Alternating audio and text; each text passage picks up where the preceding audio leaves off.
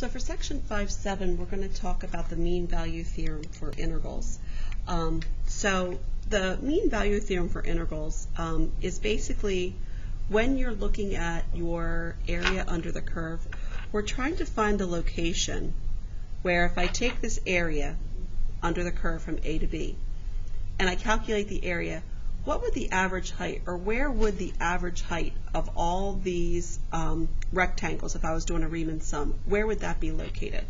So if you have a function that's continuous on a closed interval, then there is at least one point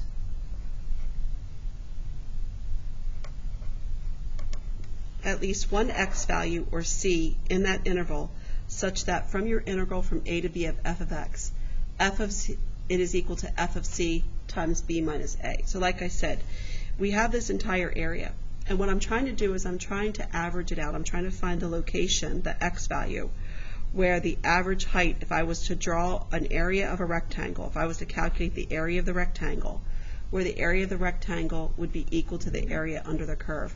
What would the height of this rectangle have to be? Again, this is your length of the rectangle. This is the height. So calculating the area of the rectangle, so it's equal to the area under the curve, what would the height of that particular rectangle be? So we want to find all the values of c in the stated interval that satisfy the mean value theorem for intervals and what these numbers represent. Draw a diagram of the function and show the mean value and the location of c.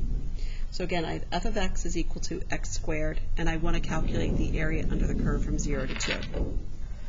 So for example, I know x squared is a parabola, so if I sketch this region from 0 to 2, I know 0 squared is 0, 2 squared is 4.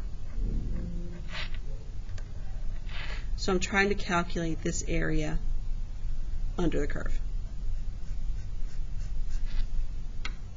So then to calculate the area under the curve, I'm going to integrate from 0 to 2 of x squared dx. And that's going to give me my x to the third over 3, and I'm going to evaluate this from 0 to 2. So that's going to give me 8/3 minus 0, which is just 8/3.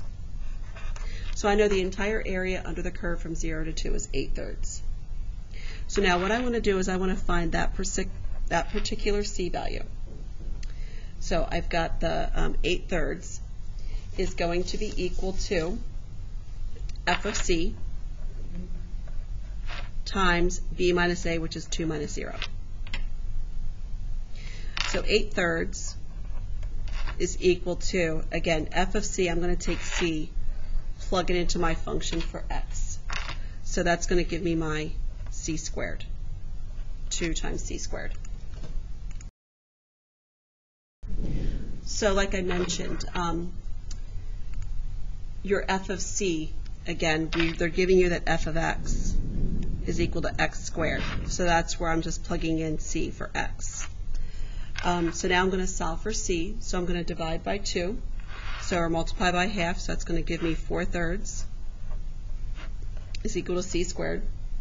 And when I take the square root, c is going to be equal to plus or minus the square root of 4/3, which is plus or minus 2 over square root 3, which is a decimal of approximately about 1.155.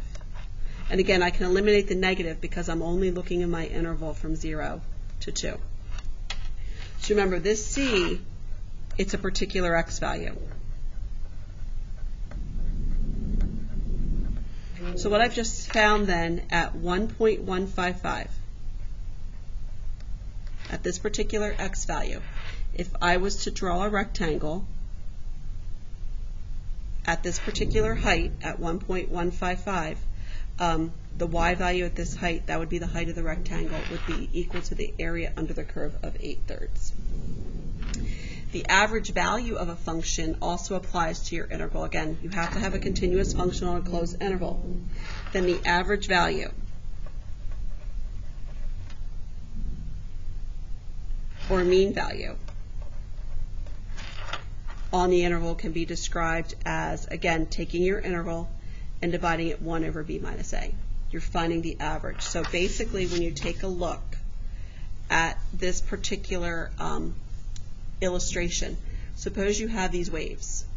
If all of these waves were to be settled, what would the height of the waves be? And that is what we're calculating is your average height, or average value.